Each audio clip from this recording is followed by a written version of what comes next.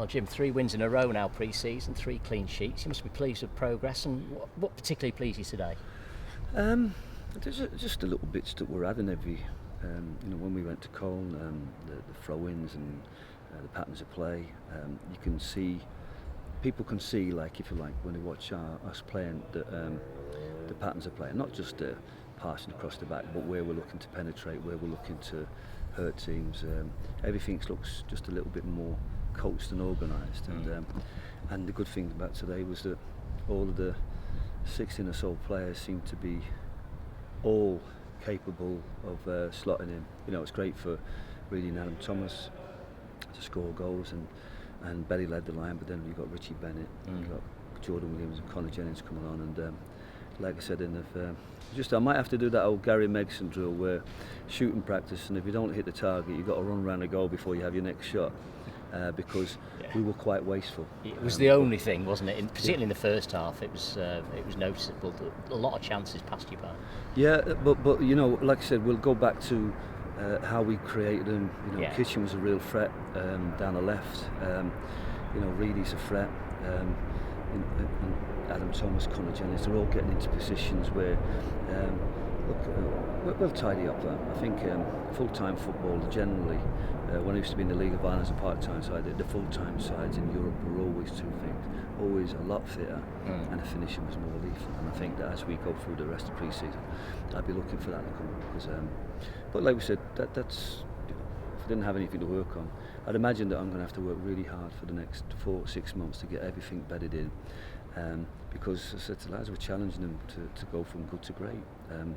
There's good players, but we want them to be add stuff, keep adding. No matter how old you are or where you've been, but keep adding, add some of us, and we'll get the best out of you. And I think there was bits added today. But yeah, no, look, it's positive, but we're going to have tougher opposition, so we have to learn how to take our chances, see games out.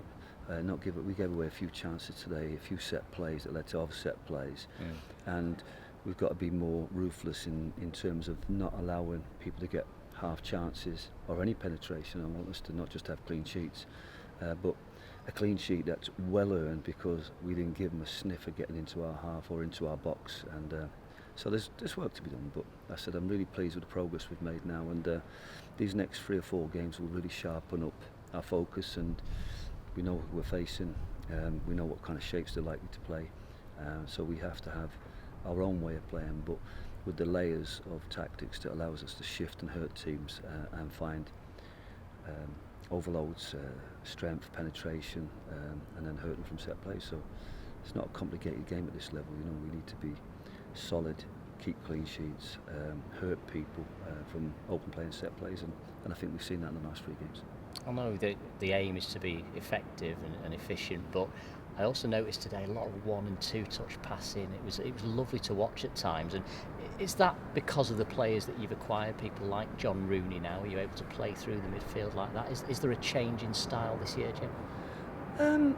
I think there was times in the last 2 years and throughout the time I've been here where players move the ball quickly, and it's all about, I think the secret for any team is appreciating control with purpose, control, and then changing tempo. And that's when you want to see people change the tempo with the passing. You want to see them change the tempo in terms of how they penetrate, how quickly they get across the scissors, how much they hurt teams. I think John is on a high level. You can see that he's seeing things. He can play 1 touch, 2 touch. He's seeing passes and seeing spaces and recognising. So you don't need to coach or train people like John. You just let them play because they've got the pictures. But other players need to be coached. We have to understand, appreciate the value of shifting the ball around. Maybe to have a rest, get our shape, maybe to get ourselves in a position where we've created passing avenues and spaces to exploit. And I think we're still learning that. But every week we've got the brilliant opportunity at Manor Farm between presentations, training, and fitness work in terms of getting us increasingly. I think I've always been known for a team that improves and improves. So what we want to do with this pre-season is to be at a point where we're good, but we've still got that potential to get better and better as the season goes on, because it's going to be a long season, and we want to get stronger and stronger as the year goes on. I think maybe people underestimate the importance of that facility at Carrington, which is really coming on now, isn't it? Yeah, I think last year, obviously, because we had the hybrid arrangement, we felt that it was going to be difficult to change the squad and add players, because we didn't have the amount of coaching time. So you really, when you've got like so many sessions in the pre-season, you're kind of just about getting organised, having a shape, doing the basics, the 20% that has the 80% effect. Whereas I never lose focus on that, right from when I was a part-time manager all the way through. You should always be, when you have time, it's not about indulging yourself with the stuff that you want to enjoy doing.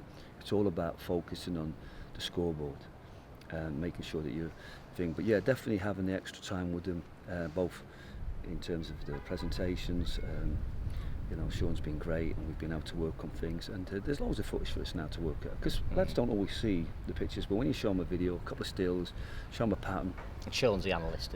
Sean O'Callaghan, yeah. So it gives us great information for ourselves, what works, what doesn't work, but we can feed back to the goalkeepers, the defenders and forwards, and make sure that they're doing everything right in terms of giving the ball to the players who want to go and win the game. But at the moment, really pleased, 3 wins, 3 clean sheets.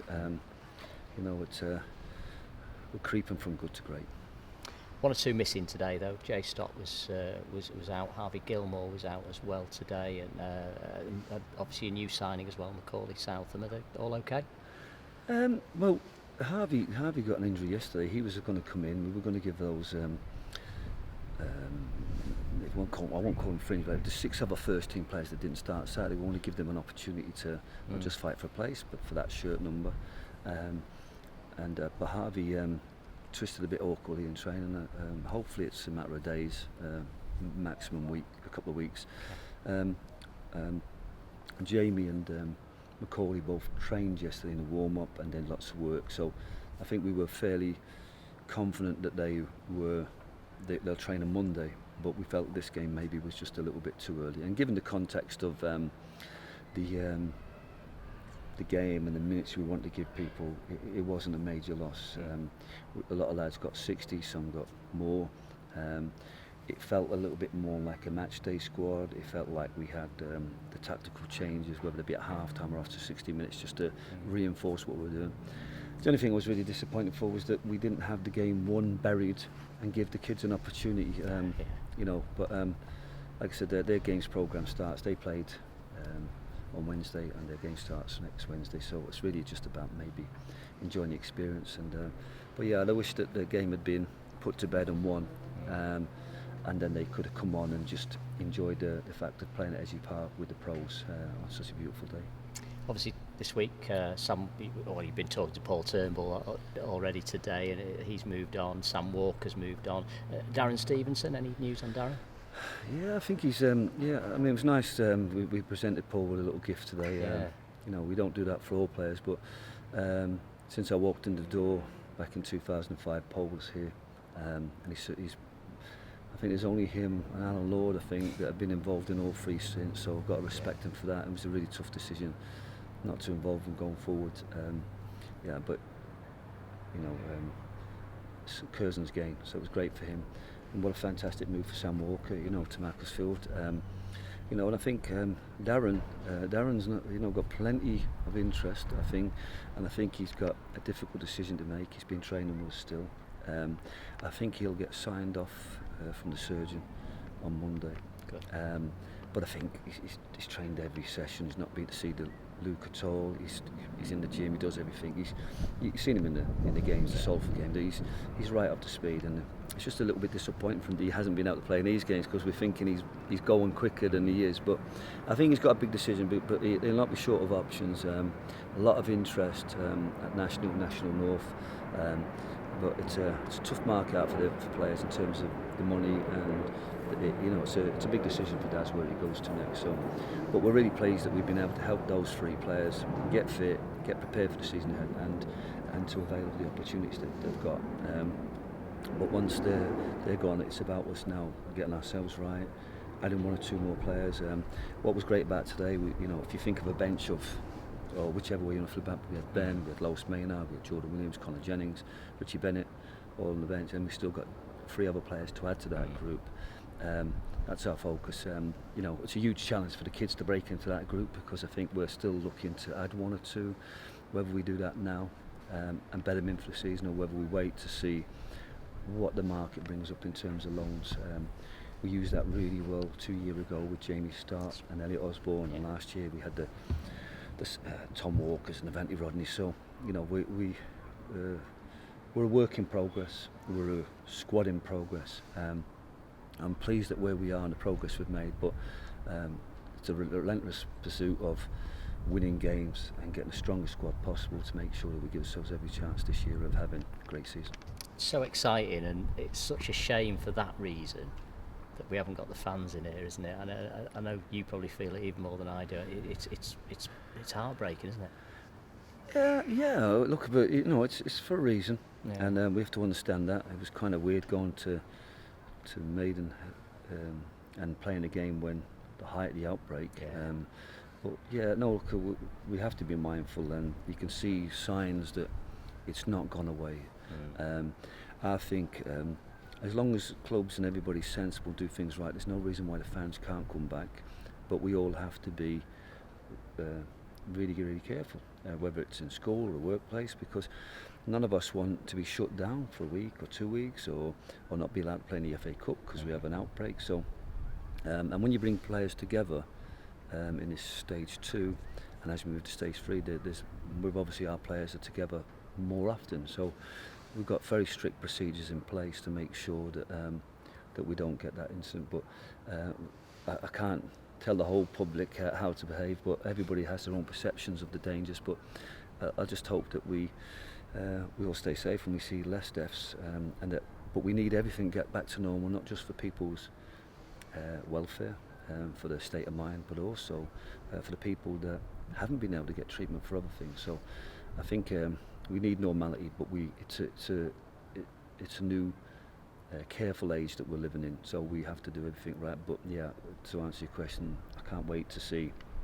even if they're split up a little bit, but I'm sure that it'd be nice to see them all around the grounds, and I'm sure they'll be taking those sheets off and getting more fans in at the railway end as well.